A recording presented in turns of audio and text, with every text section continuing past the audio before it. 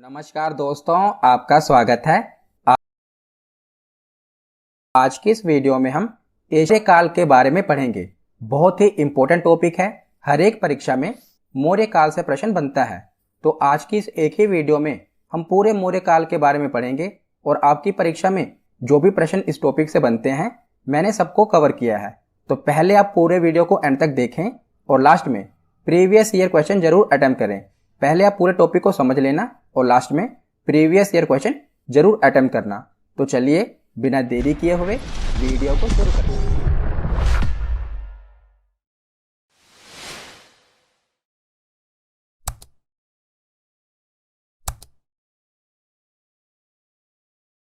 मौर्य काल के बारे में जानकारी मिलती है।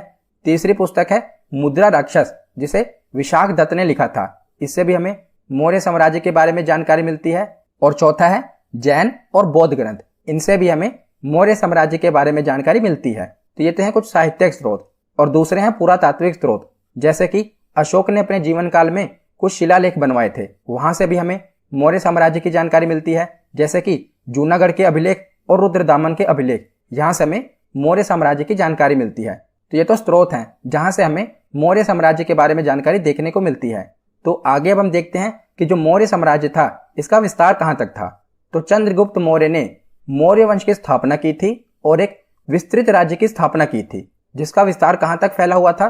तो उत्तर में हिमालय से लेकर दक्षिण में मैसूर यानी कि कर्नाटक तक, और पूर्व में बंगाल से लेकर उत्तर पश्चिम में हिंदू कुश पर्वत तक तथा पश्चिम में अरब सागर तक मौर्य साम्राज्य का विस्तार देखने को मिलता है। जैसा कि आप मैप में देख रहे हैं कि उत्तर में हिमालय से लेकर दक्षिण में मैसूर यानी कि कर्नाटक तक, पूर्व में बंगाल से लेकर उत्तर पश्चिम में हिंदू कुश पर्वत और पश्चिम में अरब सागर तक मौर्य वंश का साम्राज्य फैला हुआ था। तो ये पूरा मौर्य साम्राज्य का विस्तार था।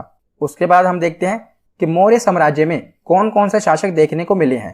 तो एक बार आप देख लीजिए कि कौन कौन से शासक हुए हैं। तो मौर्य साम्राज्य की स्थापना किसने की थी? तो चंद्रगुप्त मौर्य ने। उसके बाद इनका बेटा बिंदुसार इसका उत्तराधिकारी बना, यानी कि मौर्य साम्राज्य का। बिंदुसार के बाद कौन राजा बना? अशोक। अशोक के बाद दशरथ मौर्य। दशरथ मौर्य के बाद संप्रति। संप्रति के बाद शालिशुक। शालिशुक के बाद देववर्मन। देववर्मन के बाद शतधन्वन और शतधन्वन के बाद बृहद्रथ। तो क्या आपको ये सभी शासक याद रखने हैं? नहीं।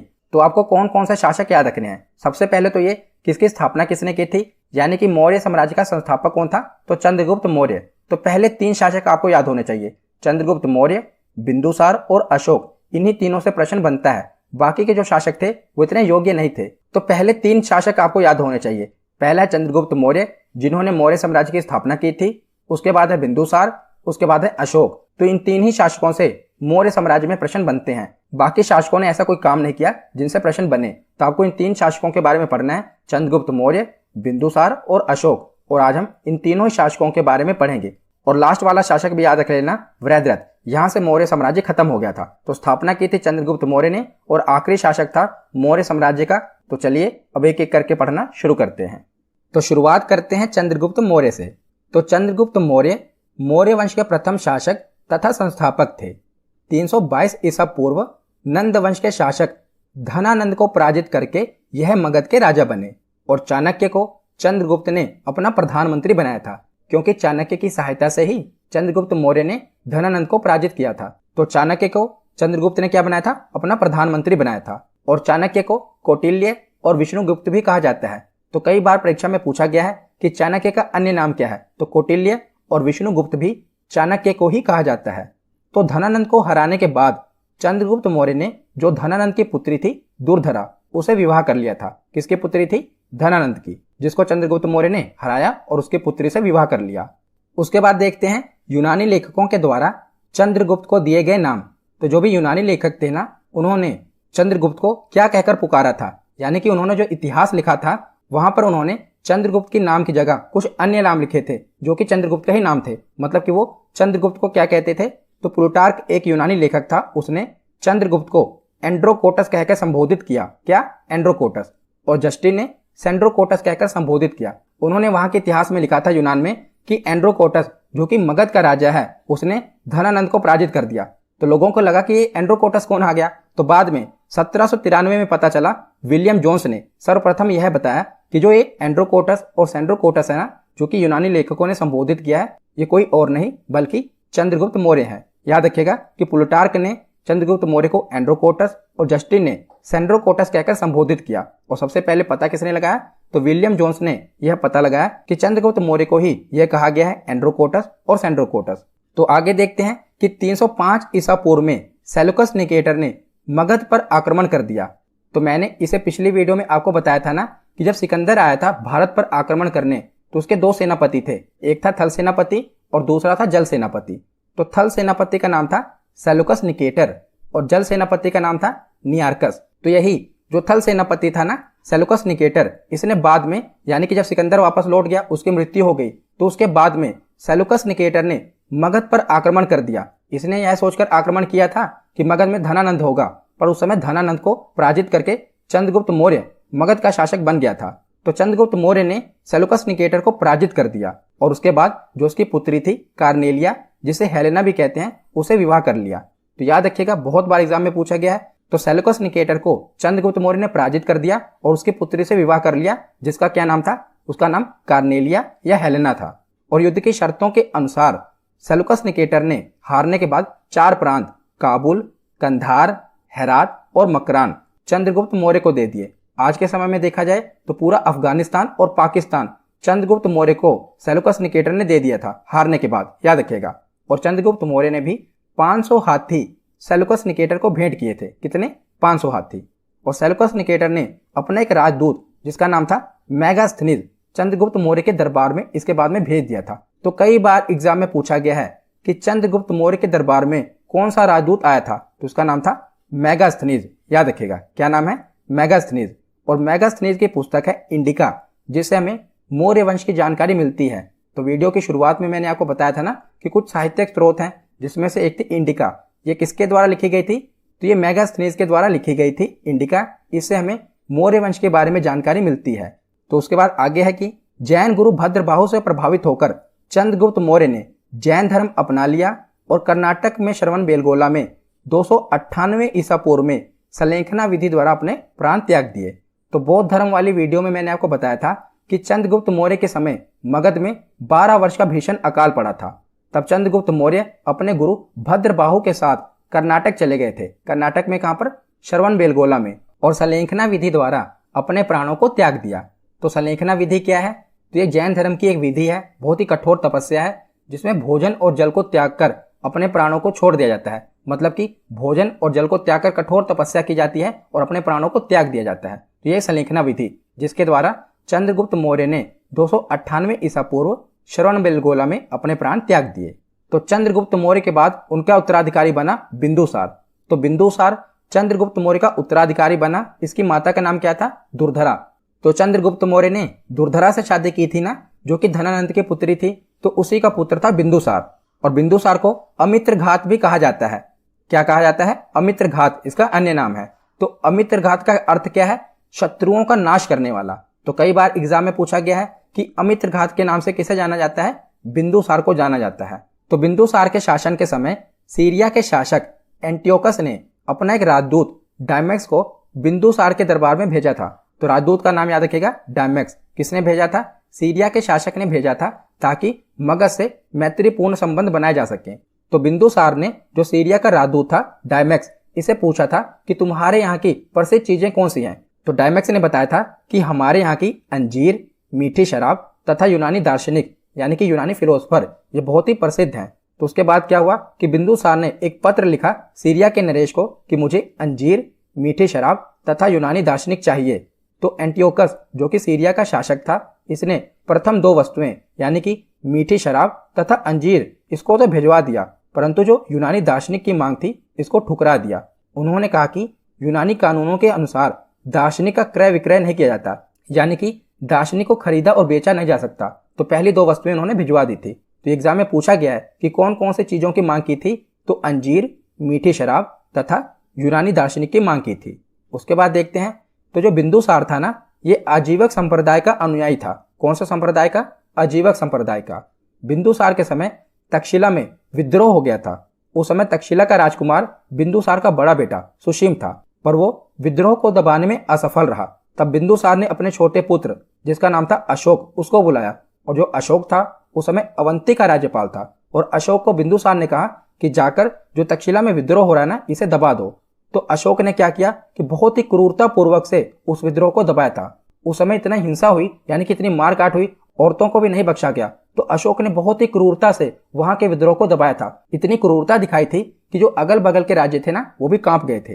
तो किसने विद्रोह को दबाया था? अशोक ने। वहां का जो राजकुमार था वो तो बिंदुसार का बड़ा बेटा सुसीम था, पर वो विद्रोह को दबा नहीं पाया। पर अशोक ने बहुत ही क्रूरता पूर्वक उस विद्रोह को दबा दिया। ये भी याद रखेगा कि उस समय वो अवंती का राज्यपाल था, अशोक। तो ये एग्जाम में पूछा गया है कि मगध साम्राज्य का शासक बनने से पहले अशोक क्या था? तो वो अवंती का राज्यपाल था। तो उसके बाद आगे क्या हुआ कि बिंदुसार की मृत्यु के बाद अशोक मगध के सिंहासन पर बैठा। तो अब हम अशोक के बारे में पढ़ते हैं।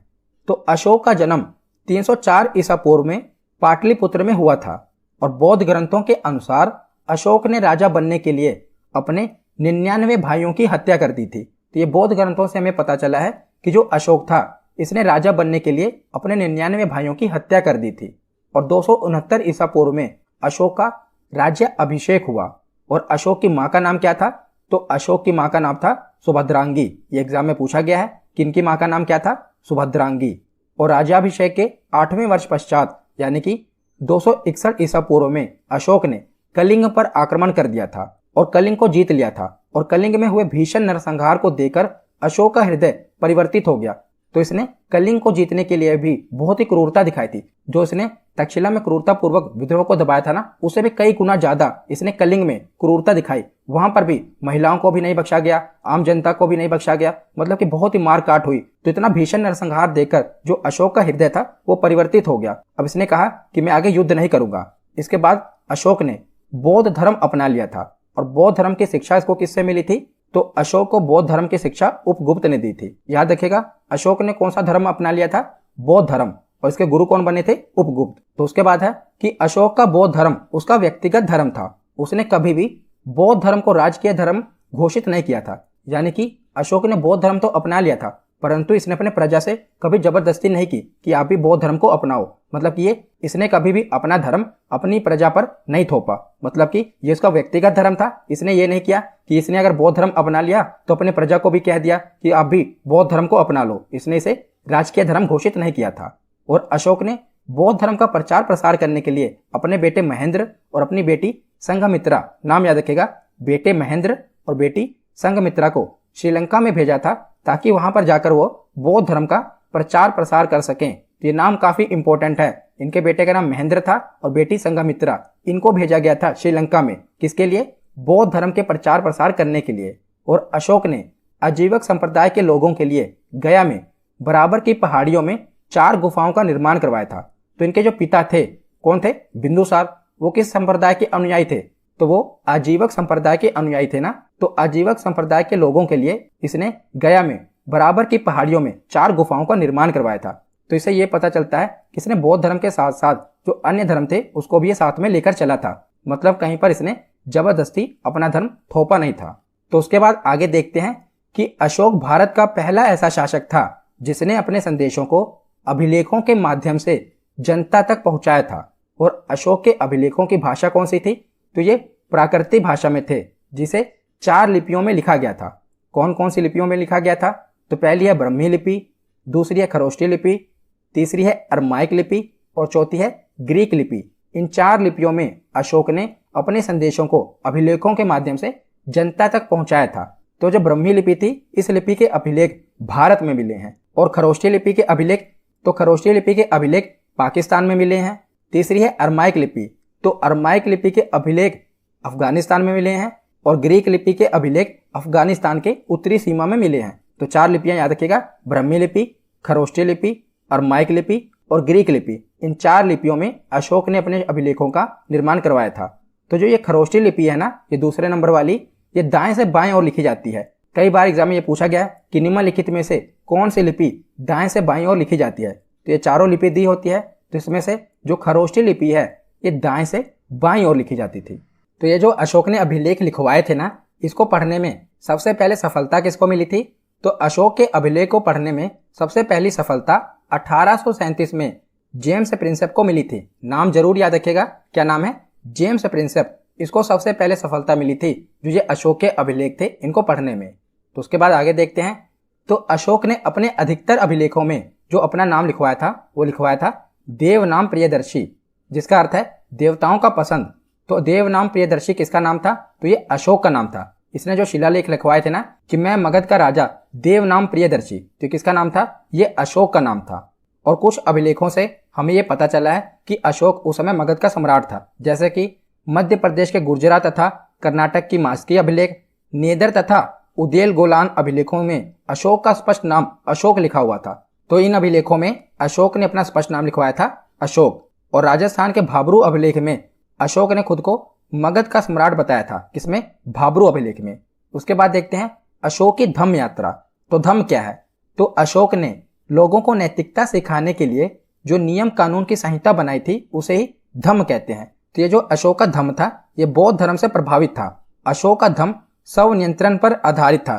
अशोक ने कहा था कि व्यक्ति अपने माता पिता की आज्ञा माने, व्यक्ति ब्राह्मण तथा भिक्षुक का आदर करें, व्यक्ति दास तथा सेवकों के प्रति उदार रहें, व्यक्ति को जियो और जीने दो का पालन करना चाहिए। तो लोगों को नैतिकता सिखाने के लिए कुछ नियम और कानून बनाए गए थे जिसे अशोक का धम्म कहा जाता है, याद रखिएगा। तो आगे देखते हैं अशोक के चतुर्दश अभिलेख। तो कुल 14 शिलालेख मिले थे जिस पर अशोक ने अपने संदेशों को लिखवाया था, तो उसे चतुर्दश अभिलेख कहा गया। तो प्रथम शिलालेख है, आपको इसे रटना नहीं है, बस एक बार पढ़ लेना है। मैं आपको बता दूंगा कि इंपॉर्टेंट कौन सा है। तो जो प्रथम शिलालेख मिला इसमें अहिंसा पर बल दिया गया था और पशु बलि की निंदा की गई थी। जो दूसरा शिलालेख मिला इसमें मनुष्य के साथ पशु चिकित्सा की भी चर्चा की गई थी। तीसरे शिलालेख में अशोक ने 3 अधिकारी राजुक, युक्तक तथा प्रदेशक का चर्चा किया था जो कि धम्म के प्रचार के लिए अधिकारी थे। कौन कौन से? राजुक, युक्तक और प्रदेशक। चौथे शिलालेख में भैरी घोष यानी कि युद्ध के स्थान पर धम्म घोष यानी कि बौद्ध की नीतियों की चर्चा थी। मैंने आपको बताया था ना कि जो अशोक का धम्म था ये बौद्ध धर्म से प्रभावित था, तो इसने भैरी घोष यानी कि युद्ध के स्थान पर धम्म घोष की नीति की चर्चा है। 5वें अभिलेख में धम्म महापात्र नामक अधिकारी की चर्चा है जो धार्मिक जीवन की देखरेख करता है। 6ठे अभिलेख में क्या है? तो इसमें अशोक ने कहा था कि मेरे अधिकारी जन कल्याण के लिए जब चाहें मुझसे मिल सकते हैं। इसमें सबसे इंपॉर्टेंट है पहला अभिलेख जिसमें अहिंसा पर बल दिया गया था और पशु बलि की निंदा की गई थी, याद रखेगा। और तीसरा शिलालेख है जिसमें अशोक ने 3 अधिकारी नियुक्त किए थे धम्म के प्रचार के लिए, राजुक, युक्तक और प्रदेशक। ये 2 आपको याद होने चाहिए। अगला शिलालेख है 7वां शिलालेख। इसमें अशोक ने विभिन्न धर्मों के आपसी समन्वय की बात कही थी और ये सबसे बड़ा शिलालेख है। कौन सा? 7वां शिलालेख। उसके बाद है 8वां शिलालेख। इसमें अशोक के धम्म यात्रा की चर्चा है जो इसके राज्य अभिषेक के 8वें वर्ष से प्रारंभ होती है। तो अशोक ने धम्म यात्राएं की थी जिसमें से जो ये शिलालेख है 8वां शिलालेख, इसमें 2 यात्राओं का वर्णन है। एक तो राज्य अभिषेक के 10वें वर्ष अशोक गया गया था और दूसरा है राज्य अभिषेक के 20वें वर्ष वो लुम्बिनी गया था। तो इसमें 2 धम्म यात्राओं का वर्णन है, गया और लुम्बिनी। उसके बाद है 9वां अभिलेख। इसमें सच्ची भेंट और शिष्टाचारों का वर्णन है। तो शिष्टाचारों का वर्णन किसमें है? 9वें अभिलेख में। उसके बाद है 10वां अभिलेख। तो 10वें अभिलेख में क्या लिखवाया था कि राजा व अधिकारी हमेशा प्रजा के हित में सोचे, ये 10वें अभिलेख में लिखवाया था। 11वें अभिलेख में धम्म की व्याख्या की गई थी और 12वें अभिलेख में स्त्रियों की स्थिति में सुधार के लिए स्त्री महामात्रा नामक अधिकारी की चर्चा की गई थी। तो स्त्रियों की स्थिति के सुधार के लिए किस अधिकारी को नियुक्त किया गया था? स्त्री महामात्रा नामक अधिकारी को नियुक्त किया गया था।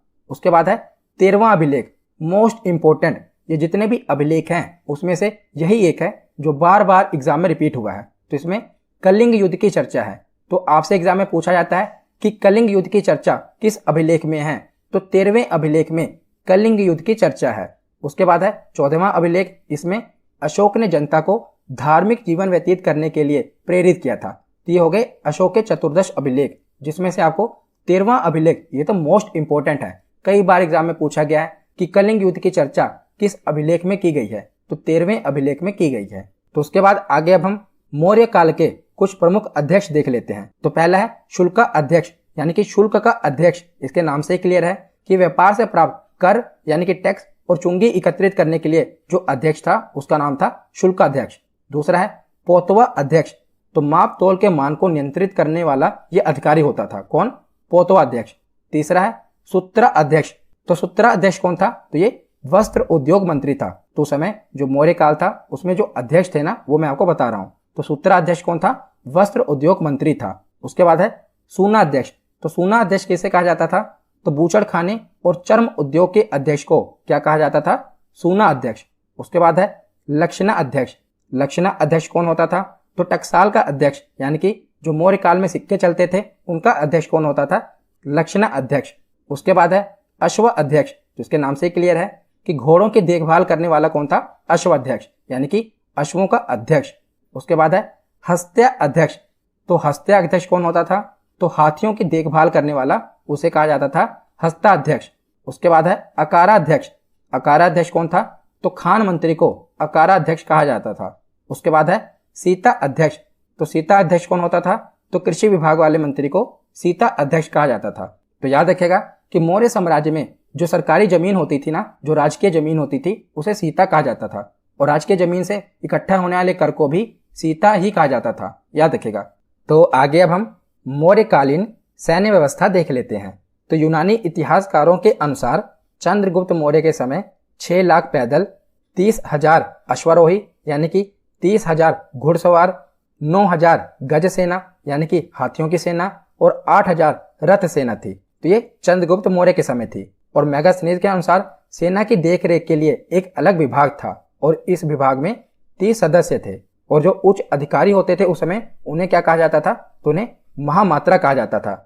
याद रखिएगा कि मौर्यकालीन के समय जो उच्च अधिकारी होते थे, हाई पोस्ट पे होते थे, उन्हें महामात्रा कहा जाता था। तो कौटिल्य यानी कि चाणक्य के अनुसार राजा को परिस्थिति के अनुसार 3 प्रकार का युद्ध करना चाहिए। कौन कौन सा?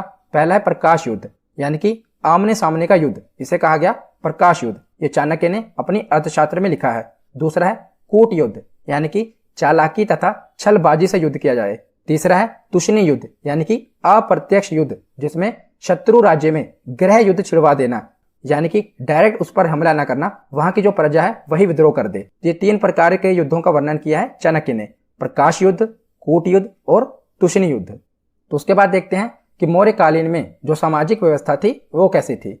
तो चाणक्य ने अर्थशास्त्र में परंपरागत 4 वर्णों का ही उल्लेख किया है। तो जो हमने पहले पढ़े हुए हैं, ब्राह्मण, क्षत्रिय, वैश्य और शूद्र, इन 4 वर्णों का उल्लेख हमें मिला है किससे? अर्थशास्त्र से।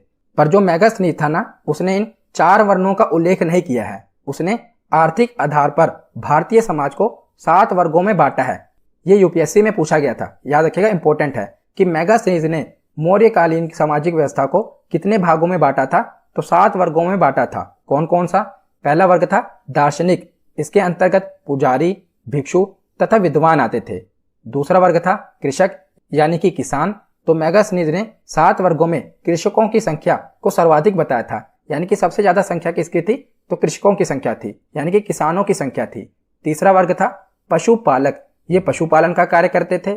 चौथा वर्ग था व्यापारी और शिल्पी, ये अधिकांशतः नगरों में निवास करते थे, यानी कि व्यापार करते थे। पांचवा वर्ग था सैनिक, तो समाज में किसानों के बाद सैनिकों की संख्या सर्वाधिक संख्या में थी, यानी कि सबसे ज्यादा थे किसान, उसके बाद थे सैनिक। उसके बाद है निरीक्षक, तो ये समाज में व्यवस्था का निरीक्षण करते थे। और 7वें नंबर पर थे मंत्री, समाज में इसके अंतर्गत शासक वर्ग आता था। तो जो भी शासक वर्ग था, अधिकारी वर्ग था, ये मंत्री में आता था। तो मैगास्थनीज ने 7 वर्गों में बांटा था मौर्यकालीन का समाज। कौन कौन से? दार्शनिक, कृषक, पशुपालक, व्यापारी, शिल्पी, सैनिक, निरीक्षक और मंत्री। ये यूपीएससी में पूछा गया था कि मैगास्थनीज के द्वारा कितने वर्गों में मौर्यकालीन समाज को बांटा गया था? तो 7 वर्गों में बांटा गया था। आशा करता हूं आपको याद हो गया होगा। उसके बाद आगे हम देखते हैं मौर्यकालीन वास्तुकला। इसके बाद हम प्रीवियस ईयर क्वेश्चन देखेंगे। तो मौर्य काल में लकड़ी के भवन हुआ करते थे, जो वर्तमान में हमें पटना से मिले हैं। तो अधिकतर जो भवन देखने को मिले हैं मौर्य काल में, वो लकड़ी के बने हुआ करते थे, याद रखिएगा। और मौर्य काल में पत्थर के कुशल कारीगर होते थे। अशोक ने मध्य प्रदेश में सांची का स्तूप बनवाया है, जो कि वर्ल्ड फेमस है और ये सबसे बड़ा स्तूप है। और अशोक ने यूपी के सारनाथ में अशोक स्तंभ बनवाया, जिस पर 4 पत्थर के शेरों को एक ही जगह रखा गया है, जो कि अहिंसा का सूचक है और यही भारत का राष्ट्रीय चिन्ह भी है। तो आपने देखा होगा कि जो अशोक ने स्तंभ पर बनवाया था ना 4 शेरों को, वही हमारा राष्ट्रीय चिन्ह है। तो ये कहां पर बनवाया था? उत्तर प्रदेश के सारनाथ में। तो यहां पर हमारा थ्योरी सेक्शन कंप्लीट होता है। अब हम प्रीवियस ईयर क्वेश्चन देखते हैं। तो पहला प्रश्न है कि चाणक्य का अन्य नाम क्या था? तो चाणक्य को विष्णुगुप्त और कौटिल्य भी कहते थे। तो ऑप्शन बी इसका सही जवाब होगा। अगला प्रश्न है कि बिंदुसार ने विद्रोहियों को कुचलने के लिए अशोक को कहां भेजा था? तो बिंदुसार ने अशोक को कहां पर भेजा था विद्रोहियों को कुचलने के लिए? तो तक्षशिला भेजा था। ऑप्शन बी इसका सही जवाब है। अगला प्रश्न है कि निम्नलिखित में से वह व्यक्ति कौन है जिसका नाम देवनाम प्रियदर्शी भी था? तो देवनाम प्रियदर्शी किसे कहा जाता था? अशोक को। ऑप्शन ए इसका सही जवाब होगा। अगला प्रश्न है कि कलिंग विजय के उपरांत अशोक महान ने निम्नलिखित किस धर्म को अंगीकार कर लिया था? तो कलिंग विजय के बाद अशोक ने कौन सा धर्म अपना लिया था? बौद्ध धर्म। ऑप्शन बी इसका सही जवाब होगा।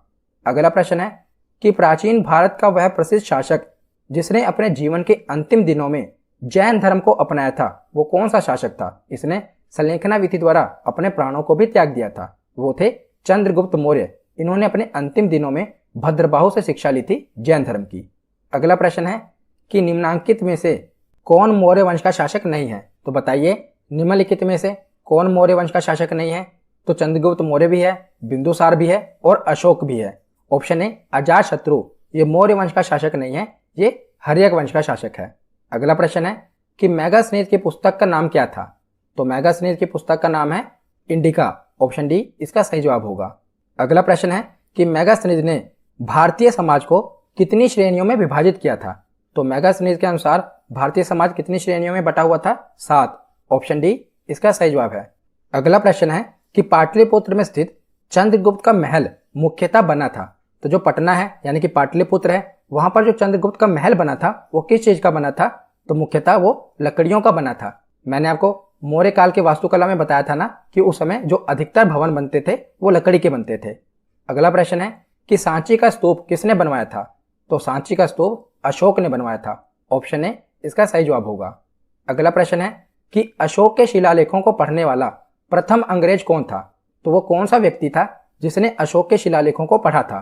तो इसका सही जवाब होगा ऑप्शन डी जेम्स प्रिंसप ने सबसे पहले अशोक के द्वारा लिखवाए गए शिलालेखों को पढ़ा था। इसका सही जवाब है ऑप्शन डी। अगला प्रश्न है कि कलिंग युद्ध की विजय तथा क्षत्रियों का वर्णन अशोक के किस शिलालेख में है? तो मैंने बताया था ना अशोक के चतुर्दश अभिलेख में।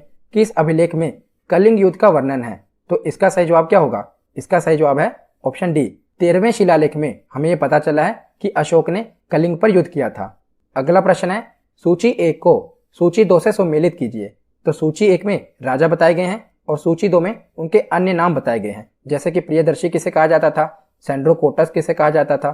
तो चंद्रगुप्त को क्या कहा जाता था? सेंड्रोकोटस। तो ए का होगा 2। बिंदुसार को क्या कहा जाता था? अमित्रघात। तो बी का होगा 3। अशोक को देवनाम प्रियदर्शी कहा जाता था। तो सी का होगा 1 और चाणक्य को विष्णुगुप्त कहते थे। तो डी का होगा 4। तो इसका सही ऑप्शन क्या होगा? Option C. ए का 2, बी का 3, सी का 1 और डी का 4। आज का आखिरी प्रश्न है कि मौर्य काल में सीता से तात्पर्य है। सीता क्या थी? एक देवी, एक धार्मिक संप्रदाय, ऊसर भूमि या राजकीय भूमि से प्राप्त आय। तो मैंने आपको बताया था